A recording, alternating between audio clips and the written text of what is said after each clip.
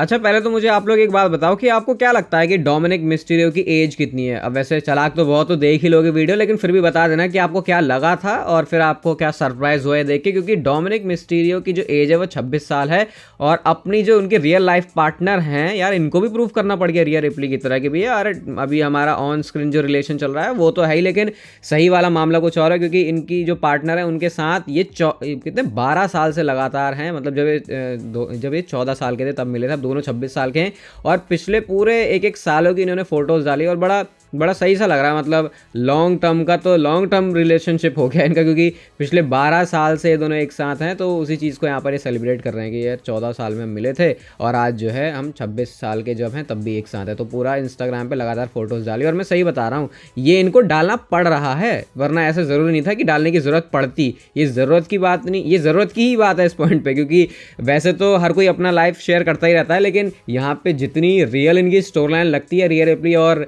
Dominik Mysterio की relationship wise मैं कह रहा हूँ, तो इसकी वजह से रिया रिप्ली को भी डालना पड़ता है और डोमिनिक मिस्टीरियो को भी डालना पड़ता है, या फिर कह सकते हैं इनके अपने अपने पार्टनर्स की तरफ से ये फोर्स करते हैं कि भाई डालो, वरना दुनिया को तो कुछ और ही मामला लगेगा। अगली स्टोरी सर्वाइवर सीरीज के वॉर गेम्स के मैच के बारे में। तो भाई एक मैच डब्ल्यूडब्ल्यूई ने नया अनाउंस कर दिया है, ये हमको पता ही था वैसे। मिज अनाउंस, क्योंकि मिज ने वो नंबर 1 कंटेंडरशिप का मैच जीता था, तो गुंथर के साथ वो मैच करने वाले हैं फॉर द इंटरकॉन्टिनेंटल चैंपियनशिप। और एक स्टैट के लिए मैं आपको बताऊं, पिछले 100 दिनों में ये पहली बार ऐसा होगा कि गुंथर अपनी जो चैंपियनशिप है उसको प्रीमियम लाइव इवेंट में डिफेंड करेंगे। अभी सर्वाइवर, ये जो डब्ल्यूडब्ल्यूई का क्राउन जूल गया था, उसका एक्चुअल रीजन तो बाद में ये समझ में आया कि वो यूएसए से बाहर जाके अभी कंपीट कर ही नहीं सकते, पता नहीं उनका कौन सा कुछ तो पंगा चल रहा है, तो इस वजह से वो क्राउन जूल उन्होंने वर्क नहीं किया, वरना ऑब्वियसली गुंथर को क्राउन जूल वर्क करना था। बहुत बढ़िया अपॉर्चुनिटी है मिस के लिए, the greatest intercontinental champion versus the longest raining intercontinental champion. Argue कर सकते हो दोनों ही ग्रेटेस्ट हैं, क्योंकि जो रेलिवेंसी दिलाई थी दोबारा से इंटरकॉन्टिनेंटल चैंपियनशिप को, आपने देखा होगा ये 2018-17 के टाइम में कैसे मिस के पास जब वो थी, सबसे ज़्यादा बार चैंपियनशिप इवन उन्होंने ही जीती इंटरकॉन्टिनेंटल। तो बढ़िया कॉन्टेस्ट होगा इस हिसाब से अगर देखा जाए तो। एक गुड न्यूज़ भी है, और ये सच में गुड न्यूज़ वाली है, क्योंकि कार्मेला और कोरी ग्रेव्स का जो न्यू बेबी है वो इस दुनिया में आ चुका है और अब मतलब सन है, तो फादर बन चुके हैं, मदर बन चुकी हैं कार्मेला, और ये बात उन्होंने अपने सोशल मीडिया पर शेयर भी करी। तो अब कुछ टाइम में रिकवरी होगी कार्मेला की, मतलब रिकवरी क्या बोलेंगे इसे, अच्छे से वो दोबारा से इन रिंग वाली शेप में आएंगे और उसके बाद बहुत जल्दी वो रिटर्न भी कर लेंगे। लेकिन फिलहाल इस कपल के लिए गुड न्यूज़ है। एक अपडेट है रेसलिंग ब्लॉग की तरफ से, और ये वाला आप लोग ट्वीट देख सकते हो, जहां पर वो बता रहे हैं कि ड्रू मैकिंटायर जो है इस समय बातों में नहीं है पॉसिबल विनर होने के लिए रॉयल रंबल के लिए, और यही सेम चीज जे ऊसो के लिए भी जाती है ना, यानी कि डब्ल्यूडब्ल्यूई ड्रू मैकिंटायर और जे ऊसो को इस समय हाईली कंसिडर नहीं कर रही इस चीज के लिए। लेकिन जो करंट फीलिंग है कोडी रोड्स को लेकर वो भी यही है कि उनको 2 बार लगातार रॉयल रंबल जीतने की जरूरत नहीं है। अब ये सारी बातें आपको पता चल गई हैं, तो अब जीतेगा कौन रॉयल रंबल? तो ऐसे में जो 2 नाम है इस समय सबसे बड़े निकल के आते हैं, मैं आपको पिछले कुछ टाइम में ऑड्स भी बताते हुए आ रहा हूँ कि गुंथर का भी नाम है और एले नाइट का भी नाम है, तो शायद इन दोनों में से कोई एक नाम जीत सकता है। बट अगेन एले नाइट को क्या दोबारा से किसी वर्ल्ड टाइटल के लिए अपॉर्चुनिटी मिलेगी एट रेसलमेनिया, वो भी एक बहुत बड़ा क्वेश्चन है। अभी तो मैं कह सकता हूँ भाई इस बार का जो रॉयल रंबल है वो फिलहाल, क्योंकि अब तक क्लैरिटी मिल जाती थी और वही चीज़ होती भी थी, लेकिन अब तक कोई क्लैरिटी नहीं मिली है, तो शायद इस बार का जो रॉयल रंबल का विनर है वो थोड़ा सा अनप्रिडिक्टेबल हो जाए। ट्रिपल एच का एरा चल रहा है, तो फिर उसमें वैसे भी वो चीज़ें कुछ ऐसी रखने की कोशिश करते हैं, तो फिर अभी भाई बहुत तगड़ा वाला कंफ्यूजन है। चलो बताओ इस वीडियो में आपको क्या लगता है कौन जीतेगा रॉयल रंबल, फिर बाद में आके देखेंगे कभी कि आज क्या डेट है। आज 11 तारीख है, 10 तारीख है आज, तो 10 तारीख के दिन किसने बताया था कि रॉयल रंबल कौन जीतने वाला है? लोगन पॉल ने तो भाई पूरा इंटरनेट हिला दिया जब अपनी यूएस चैंपियनशिप जो उन्होंने जीती है उसके साथ इंस्टाग्राम पे उन्होंने 4 फोटोज पोस्ट करी हैं। सबसे पहली फोटो उन्होंने सीधा बेड पे ही डाल दी अपनी फियोंसे के साथ, और साथ में जितने ज़्यादा वो अपनी फियोंसे से प्यार करते हैं उतना ही ज़्यादा उस बेड से करते हैं। दूसरी फोटो बड़ी कूल सी काउबॉय वाली हैट उन्होंने पहनी हुई है, हाँ वही वाली है ना, गलत तुम देखना मैं, हाँ ठीक है, और वहाँ पे सिगार वगैरह वो मस्त तरीके से अपना फूक के ऊपर बैठे हुए हैं। तीसरी फोटो में जिम कर रहे हैं तो भी साथ में प्राइम ड्रिंक पी रहे हैं, और चौथी फोटो तो भाई पता नहीं ये पीजी है भी या नहीं, लेकिन इसको वो जो है जब नहा रहे हैं शावर ले रहे हैं तो उस टाइम पर भी उन्होंने ऐसे किया हुआ है। तो मतलब वो ये बताना चाह रहे हैं कि वो जहाँ पर भी हैं इस यूएस चैंपियनशिप को साथ में लेके जा रहे हैं। और लोगन पॉल ऐसी ही क्रेजी चीज़ें करते हैं भाई, कोई और बंदा क्या आपको दिखेगा कि वो नहा रहा है और उस टाइम पे उसने बेल्ट पहनी हुई है अपने उस पार्ट को ढकने के लिए? तो थोड़ी बहुत कंट्रोवर्सी ना हो जाए बस इसको लेके, लेकिन लोगन पॉल ने डाली है तो ऑब्वियसली इस पर डब्ल्यूडब्ल्यूई का अप्रूवल होगा। और डब्ल्यूडब्ल्यूई कौन सा भाई सुधरी हुई है, पहले उन्होंने क्या क्या काम किया हम सबको अच्छे से पता ही है। लेकिन लोगन पॉल के बारे में आपको यही बता देता हूँ कि डब्ल्यूडब्ल्यूई फिलहाल उनको एलिमिनेशन चेंबर जो कि ऑस्ट्रेलिया में होने वाला है वहाँ पर वर्क कराने के लिए शेड्यूल कर रही है, अभी कंफर्म नहीं है, लेकिन हाँ क्रिएटिवली ये आइडिया तो पिच किया गया है कि उनको एलिमिनेशन चेंबर में रखा जाए और बाकी रॉयल रंबल, रेसलमेनिया 40 और नेक्स्ट ईयर का समर स्लैम जो शो है वहां पर तो लोगन पॉल होंगे ही होंगे। मतलब कि लगातार थोड़ा सा कंसिस्टेंट वर्क टेलीविजन पर अपीयर होना लोगन पॉल की तरफ से होगा। और बंदा वैसे भी ऐसा नहीं है भाई, उसको मजा आता है ये चीज़ करने में, वो कोई बहुत ज़्यादा ना ऐसे वो नहीं करता अरे भाई मुझे तो छुट्टी चाहिए, मुझे तो ऐसा चाहिए। वो लोगन पॉल के साथ बहुत सही सीन है और शायद यही भरोसा रख के उनके पास यूएस चैंपियनशिप भी आई है। भाई कुछ ये नंबर सुन के ना आपका दिमाग चकरा जाएगा, तो अच्छे से इसको पहले बैठ के सुनना, क्योंकि विंस मैकमैन ने अपने टीकेओ के जो स्टॉक है यानी डब्ल्यूडब्ल्यूई के जो स्टॉक है उसमें से 8 मिलियन के जो स्टॉक्स हैं उसको जो है बेचने पे लगाया हुआ, यानी कि अब वो खुली ओपनली पब्लिक है। पता नहीं बिक चुके हैं या बिक गए हैं, वो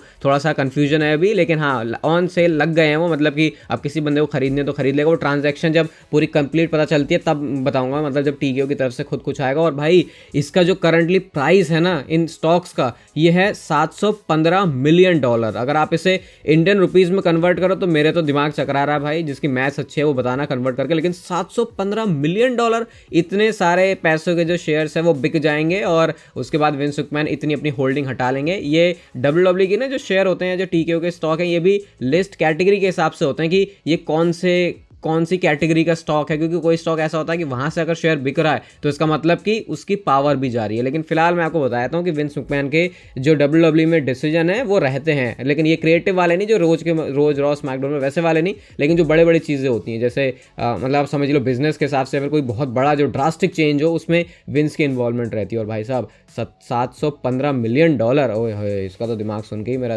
दिमाग हिल गया पूरा। रेसल ऑब्स की तरफ से वाला ट्वीट आता है जहाँ पे आप देखो डब्ल्यूडब्ल्यूई ने कैसे 2022 और 2023 में ग्रोथ देखी है जनवरी से जून के टाइम में।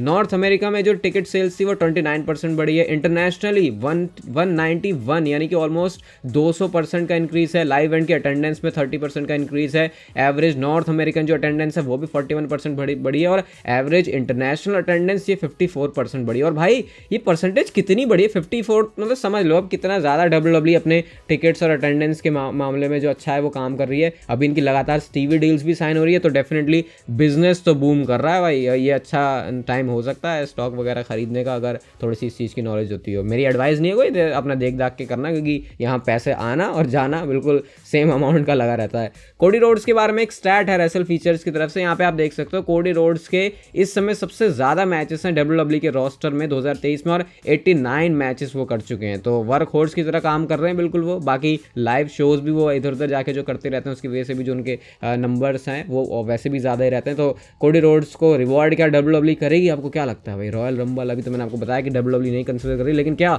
स्टोरी फिनिश होगी रोमन रेंज के सामने? वो तो हमेशा एक बहुत बड़ा क्वेश्चन रहेगा। नाया जैक्स के बारे में गाइस हम लोग बात करते हैं तो नाया जैक्स को हमेशा देखा जाता है कि यार बहुत ही अनसेफ रेसलर है, कभी किसी का मुंह तोड़ देती है, कभी हाथ तोड़ देती है, कभी कैसे पटक देती है। लेकिन इस बार जब वो वापस आई हैं बैक स्टेज जो उनको फीडबैक मिला है, जो उनके लिए बिहेवियर है या फिर उनका जो बेसिकली माहौल जो उनका है वो बहुत अच्छा है और इस समय उनको बहुत अच्छी तरीके से रिसीव किया जा रहा है बैक स्टेज भी कि हाँ भाई नाया जैक्स को लेके आए दोबारा से वापस तो अच्छा है। अब ऐसा नहीं उनके साथ कि यार अनसेफ फील हो रहा है फिर ऐसा, क्योंकि शायद उन्होंने अपने इन रिंग जो स्किल है उसमें भी बहुत अच्छा वर्क किया। और मैं सही बताऊँ इस बार देख के भी सही लग रहा है नाया जैक्स को, ऐसा ही लग रहा है यार क्या फिर से बोरिंग वही सब। एक तो उनके कैरेक्टर को भी डब्ल्यूडब्ल्यूई ने स्ट्रॉन्ग दिखाया ना, तो उनकी बुकिंग से भी काफी इंपैक्ट पड़ता है। तो अभी तो मामला उनके लिए काफी अच्छा जा रहा है। एक टाइम में बहुत ज्यादा क्रिटिसिज्म मिल रहा था उनको जब वो फायर हुई थी उससे पहले, लेकिन अब मामला जो है फिर से शांत हो गया। जॉन सीना ने अपने इंस्टाग्राम अकाउंट के ऊपर ये वाली फोटो डाली हुई है दी एंड की, और दी एंड का मतलब क्या है ये वैसे मैंने अपनी व्हाट्सएप चैनल पर पहले ही शेयर कर दिया था। यहाँ पे इनके करियर की बात नहीं हो रही है, हॉलीवुड स्ट्राइक की बात कर रहे हैं। तो ये दोनों तरीके से हो गया, क्योंकि अपने वो रिटायरमेंट को भी इतना टीज कर रहे हैं और साथ में हॉलीवुड की स्ट्राइक भी एंड हुई है। तो मेरी नज़र में तो ये हॉलीवुड स्ट्राइक के बारे में ही बात है, और मैंने आपको कल वाली वीडियो में बाकी बताया ही है कि भाई अब स्ट्राइक खत्म हो गई है, इसका मतलब कि अब वो आने नहीं वाले और उनका जो रन था वो फिलहाल के लिए इतना ही था। और मैंने आपको कुछ एक बहुत सुपर सीना वाली अपडेट भी दिया, तो कल वाली वीडियो बिल्कुल ही मिस मत करना। अभी हम रोमन रेंज के बारे में बात करते हैं फिलहाल। तो कल स्मैकडाउन का शो होने वाला है और भाई रोमन रेंज कल के शो के लिए एडवर्टाइज नहीं है, तो पूरे चांसेस हैं, या मान लो अभी से कंफर्म करके कि रोमन रेंज कल के शो पर नहीं आने वाले, फिर से छुट्टियों का उनका जो सीजन है वो शुरू हो चुका है। लेकिन गाइस कल एक शो पर बहुत इंपॉर्टेंट चीज हो सकती है और वो है जो सर्वाइवर सीरीज के लिए बिल्ड है। जैसे एडम पियर्स ने तो बहुत कुछ वॉर गेम्स अपना ही अपना बना लिया रॉ का, लेकिन स्मैकडाउन के लिए क्या, और ये जो ब्रांड वर्सेस ब्रांड वाली चीज है उसके बारे में शायद निक ऑल्डेस कल कुछ चीजें अनाउंस कर सकते हैं। बाकी एले नाइट और ग्रेसन वॉल का भी मैच होने वाला है कल शो पर, तो क्राउन जूल की बात का शो है तो डेफिनेटली कुछ बहुत इंटरेस्टिंग चीज होगी। आज की फाइनल स्टोरी भाई मतलब मज़ा आ जाएगा आपको इस सुन के। सिर्फ इसको पहले तो मेरी बातों को सुन के ना ऐसे जीने की कोशिश करना कि ये सच में हो रहा है, एंड देन उसके बारे हम बात करेंगे इसकी पॉसिबिलिटी के बारे में। कल वाली वीडियो में, कल परसों मैंने आपको बताया था कि रैंडी ओर्टन और ड्रू मैकिंटायर ये पॉसिबल नेम्स हैं जो कि अभी वॉर गेम्स के मैच को 5 वर्सेस 5 बना सकते हैं, क्योंकि ड्रू मैकिंटायर जजमेंट डे की साइड आ जाएंगे और रैंडी ओर्टन आ जाएंगे ये फेस वाली टीम की साइड। लेकिन क्या एक्चुअल में ऐसा WWE रिटर्न प्लान करिए रैंडी ओर्टन का? तो इसके बारे में एक स्पेकुलेशन है और वो ये है कि रैंडी ओर्टन साइड तो आएंगे बेफेस टीम की, लेकिन उसके बाद इवेंचुअली वो सब के ऊपर टर्न कर जाएंगे, वही अपना ईवल सबसे खतरनाक रैंडी ओर्टन का वर्जन अनलीश करेंगे और उसके बाद वो सीधा जाएंगे सेथ रॉलिंस के सामने उनकी वर्ल्ड हेवीवेट चैंपियनशिप के लिए, क्योंकि सेथ रॉलिंस को भी एक वर्दी अपोनेंट की जरूरत है। अभी रेसलमेनिया सीजन भी यहाँ से शुरू हो जाएगा और रैंडी ओर्टन को भी सीधा मेजर स्टोरी लाइन के अंदर WWE डालने का प्लान कर दिया है। तो फिर ये एक तरीका हुआ कि इनिशियली तो वो आएंगे, क्योंकि और ऑब्वियसली वॉर गेम्स में इसी तरीके से फिट हो सकते हैं, लेकिन उसके बाद वो सबके ऊपर टर्न करेंगे एंड देन सेथ रॉलिंस और रैंडी ओर्टन की फ्यूड बिगिन होगी for the world heavyweight championship. और ये वो टाइटल है जो कि रैंडी ओर्टन भी जीतना चाहेंगे। अभी देखो इस पॉइंट पे ये एक प्योर स्पेकुलेशन है, ये एक बहुत बढ़िया अच्छा एंगल हो सकता है इसको दिखाने का। सोचो सर्वाइवर सीरीज का मैच एंड हो रहा है और टीम तो जीत गई, भले ही यहाँ पे जजमेंट डे जीत गई या फिर वेफेस वाली जीत गई, लेकिन एंड में रैंडी ओर्टन सबके साथ धोखाधड़ी कर देंगे और सबको कूट के चले जाएंगे। तो ये तो एपिक माहौल हो जाएगा और इसी चीज़ के लिए रैंडी ओर्टन जाने जाते हैं। लेकिन ऑब्वियसली सारी चीज़ें सर्वाइवर सीरीज के और वॉर गेम्स की इस बुकिंग के ऊपर डिपेंड करेंगे। बाकी गाइस अगर आपको आज की वीडियो अच्छी लगी तो उसे लाइक शेयर सब्सक्राइब और नोटिफिकेशन बेल को ऑन कर दो और तब तक आप जिंदगी के मजे लो, वरना पता है ना जिंदगी आपसे मजे ले लेगी।